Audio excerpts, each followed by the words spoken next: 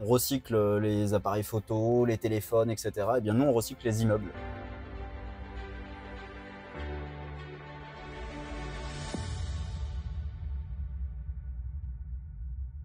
Bonjour à tous, aujourd'hui je suis avec Vincent, directeur de l'innovation et du développement durable pour Novaxia. Bonjour Vincent. Bonjour Clément. Alors ça ne se voit peut-être pas, mais on est en fait à votre siège social à Paris dans le 15e. Et pour la petite histoire, on est dans une voiture. Est-ce que tu pourrais nous expliquer pourquoi? Oui, en fait, on est dans une voiture, on est dans l'ancien de l'immobilier. C'est quoi? Eh bien, ici, avant, c'était un garage automobile. Et plutôt que de tout détruire, eh bien, on a décidé de garder alors l'héritage du passé et puis surtout de le transformer en un siège social un peu innovant. Et donc ça démontre assez bien finalement, je crois, vos valeurs et surtout cette stratégie du recyclage urbain, parce que c'est ça que vous avez fait finalement. Exactement, Novaxia Investissement, c'est une société de gestion qui est spécialisée sur le recyclage urbain. Alors, qu'est-ce que ça veut dire le recyclage urbain? Eh bien, on recycle les appareils photo, les téléphones, etc. Eh bien, nous, on recycle les immeubles.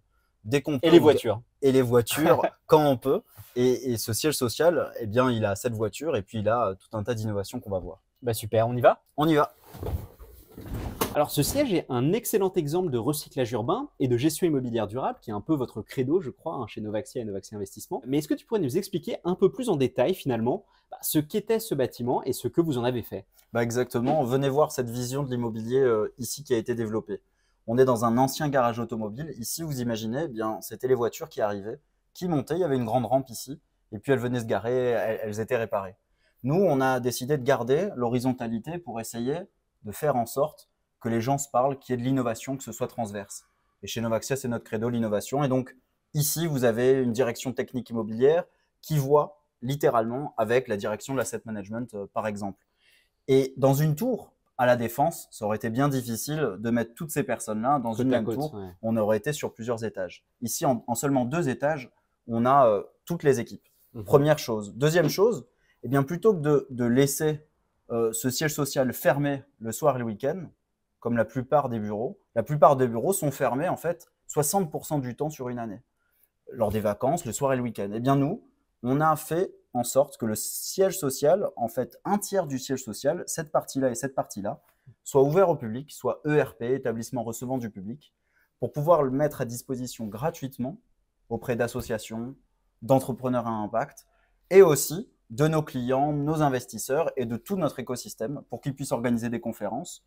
Actuellement, on se parle, on entend peut-être les voix, mais eh bien c'est du soutien scolaire organisé par le Secours populaire français dans une de nos salles de réunion.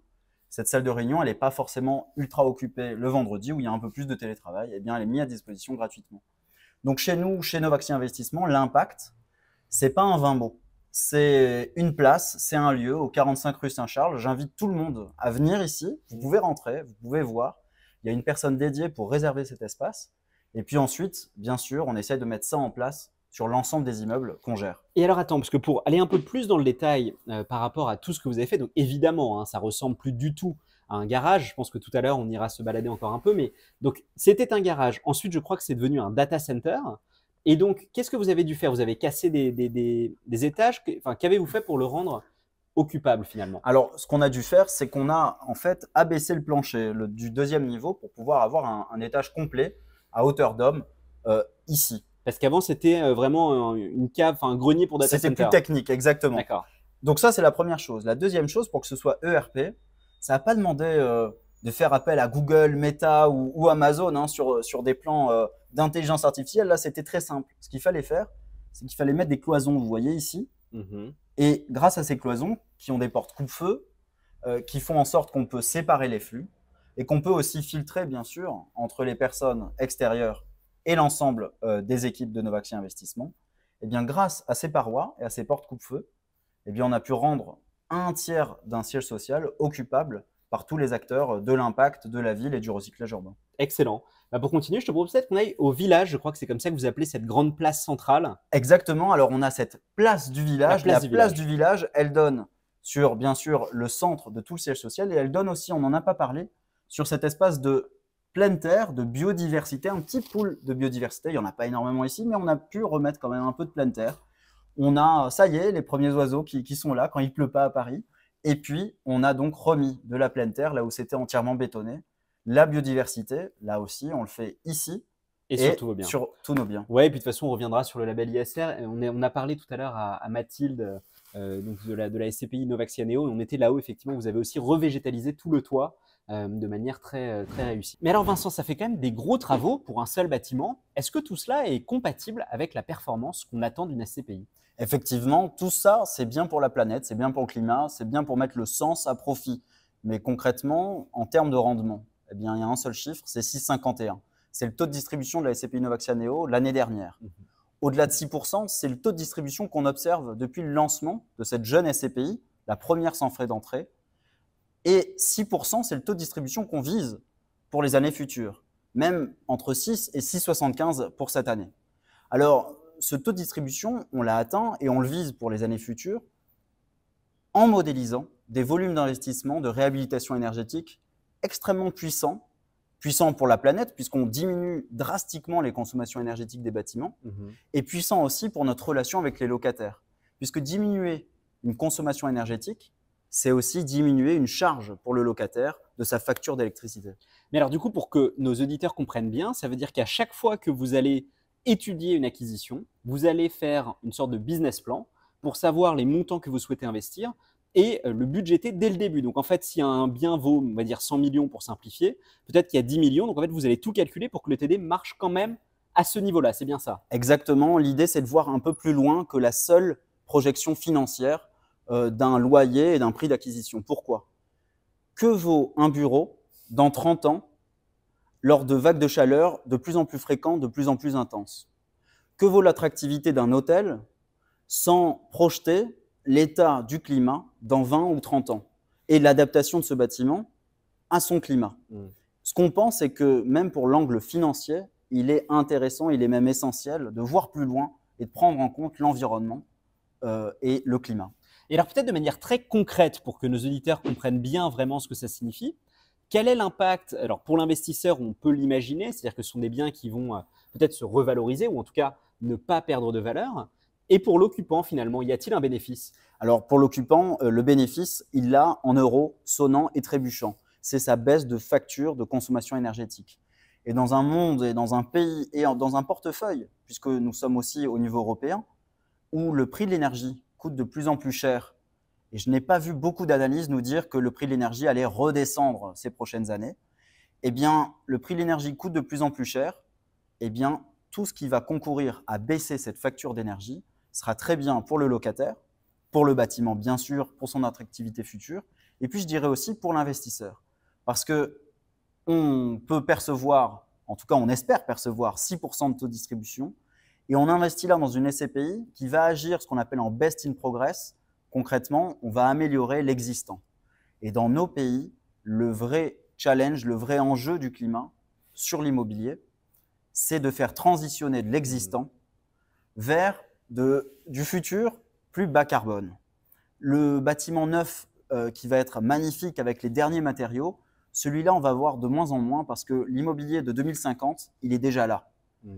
Notre épargne peut servir à le faire transitionner et en même temps, bien sûr, à saisir les meilleures opportunités. Alors Vincent, on a parlé un petit peu d'engagement évidemment social, mais également environnemental. La SCPI est labellisée ISR, investissement social et responsable, mais également article 9 SFDR. Oui. Alors là, je pense qu'on a perdu pas mal de nos auditeurs. Ça signifie quoi concrètement? Concrètement, ça signifie qu'on couvre 100% des actifs, donc des immeubles, avec notre stratégie environnement, social, gouvernance. Concrètement, l'exemple que je vais pouvoir vous donner, eh bien, je pourrais vous en donner un, en fait, sur chacun des immeubles de la SCPI Novaxianeo. Il n'y en a pas un qu'on choisit pour le mettre en avant, c'est tous qui ont une stratégie concrète pour réduire les consommations énergétiques et même plus concrètement encore, pour les mettre sur une trajectoire en accord avec les accords de Paris, c'est-à-dire pour les mettre sur une trajectoire 1,5 degré, donc d'empreinte carbone. Et alors, juste pour revenir, parce qu'effectivement, entre le label et l'article 9, l'article 9 est bien plus contraignant que le label ISR, hein, c'est bien ça? Exactement, l'article 9 découle d'une réglementation européenne et est très suivi notamment par des investisseurs institutionnels ou les assureurs vie qui ont des équipes extrêmement fournies et qui regardent dans le détail tout ce qu'on fait sur chaque immeuble. L'article 9, donc du SFDR, nous incite non seulement à prévoir dès la phase d'investissement qu'est-ce qu'on va faire pour réduire l'empreinte carbone, mais ensuite à réellement le mettre en place sur les 3 ans suite à l'investissement et enfin à être totalement transparent avec nos investisseurs sur tout ce qu'on a fait, tout ce qu'on a réussi ou un petit peu moins réussi, notamment sur le climat. Et alors, du coup, en exemple très concret, quelles sont les économies d'énergie que vous avez pu observer ou faciliter, voire même complètement réaliser? Oui, alors je vais vous donner l'un des exemples qui se reproduit d'ailleurs sur notre patrimoine immobilier. Nous venons d'acheter un laboratoire qui est encore d'ailleurs au sein de la SCPI Novaxianeo. En allant sur site, après la phase de due diligence, nous sommes arrivés avec des petits capteurs qui s'appellent les capteurs IQ Spot. C'est l'asset manager qui est venu avec une équipe du développement durable de Novaxi Investissement. Et on est venu, on avait tout un tas de documents, bien sûr, avec le locataire, et on avait aussi ce petit capteur. Ce capteur, on en avait même 24, et ces 24 ont été installés sur tout l'immeuble pour mieux mesurer les consommations énergétiques et faire des recommandations. Alors, on a mis plein de capteurs, et puis on est revenu 3 mois après. Et 3 mois après, on a notamment identifié, grâce à ces capteurs, qu'il y avait un appareil industriel dans ce laboratoire qui tournait le week-end sans que le locataire s'en soit rendu compte, puisque lui avait un seul capteur. Alors, il s'en est rendu compte. On avait une très très bonne nouvelle pour lui, c'était qu'il pouvait mieux paramétrer cet outil industriel. Et comme ça, quand on est revenu 6 mois après, sa facture d'énergie et l'empreinte carbone avaient diminué de plus de 15% sur une seule machine. Sur une seule machine, puisque c'est une machine industrielle. Et cet exemple-là, qui est là sur un laboratoire avec des outils industriels, elle se répète systématiquement dès lors qu'on a une connaissance plus fine. Donc déjà, via l'éducation et plus de connaissances avec le locataire, il peut réduire sa consommation énergétique. Mais on ne s'arrête pas là. On a ensuite l'installation de pompes à chaleur pour diminuer encore l'empreinte carbone des bâtiments. On a actuellement, à l'heure où on se parle, en 2024, 7 GTB. Alors, je laisse nos auditeurs aller voir s'ils sont passionnés d'immobilier. Eh bien, on installe des GTB, ce sont des outils qui non seulement d'être en accord avec une réglementation française qui s'appelle le décret BAC, mais on est aussi avec ces GTB dans des actifs à l'étranger, là où ce n'est pas forcément obligatoire. Alors quel est l'intérêt? Eh bien, encore une fois, du point de vue du locataire, eh bien, il réduit sa consommation énergétique. Et du point de vue du gestionnaire que nous sommes, l'immeuble, on l'espère, va prendre de la valeur. Et on pourrait s'arrêter, encore une fois, à ce loyer qui est là, dans le bail, l'année prochaine, sur 6 ans, des fois sur plus. Nous, on ne s'arrête pas là, on essaie de voir plus loin en installant des appareils qui auront une valeur encore plus importante dans le futur, dans 10 ans. Et alors du coup, juste pour que je comprenne bien, finalement, ce choix, c'est très ad hoc. C'est-à-dire que pour chaque actif, vous allez avoir un plan dédié où finalement, vous avez un peu une feuille de route que je qualifierais presque de classique, que vous arrivez à répliquer partout. Alors en fait, on a un peu des deux. On a la recette, c'est les ingrédients de base. Pour faire un bon gâteau au chocolat, eh bien, on sait qu'il faut du chocolat, sucre, des chocolats, etc. Donc ça, on le fait typiquement, les capteurs IQ Spot, partout, au moins on a une meilleure connaissance.